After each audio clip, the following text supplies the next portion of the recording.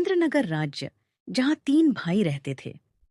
बड़े का नाम भीमा, मंझले का नाम लल्लन और सबसे छोटे भाई का नाम था भोला। पिताजी गुजर चुके हैं। तीनों भाई का विवाह भी हो गया। आज तीनों भाई पिता की संपत्ति का बंटवारा कर रहे हैं। देखो भाई, मैं सबसे बड़ा हूँ, इसीलिए मैं बंटवारे का काम करूंगा। बोलो, तुम लोगों को मंजूर है? भैया मैं तो मंझला हूँ, आप जो बोलोगे मुझे स्वीकार है। भैया, आप दोनों तो मेरे बड़े भैया हो, मैं तो सबसे छोटा हूँ। आप लोग जो फैसला करोगे मैं उसे स्वीकार कर लूंगा। पिता के जाने के बाद आप दोनों को मैं पिता स्वरूप मानता हूँ। तो फिर ठीक है, सबसे पहले हम खेतों का बंटवारा करते हैं। देखो भाई, हमारे पास 2 खेत हैं और 1 मेड़ है। हम लोग 3 भाई हैं, इसीलिए 2 खेत में से एक मेरा और एक मंझले लल्लन का होगा और बचा मेड़ छोटा भाई यानी कि भोले का होगा।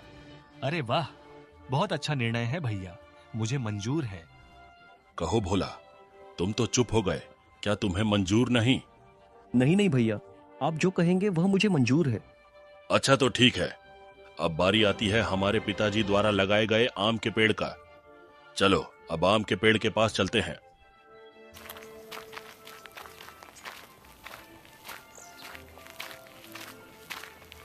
अब तीनों भाई आम पेड़ के पास आते हैं। आम के पेड़ में 2 डाली है। दोनों डालियों में आम के फल लदे हुए हैं।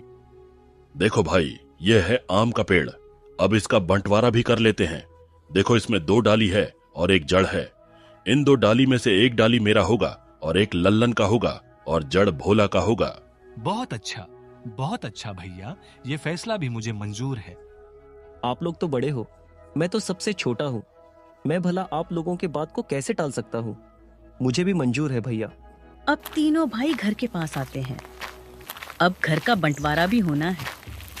तो फिर ठीक है, अब बारी आती है इस घर की। इस घर में 4 कमरे हैं और 1 छत है।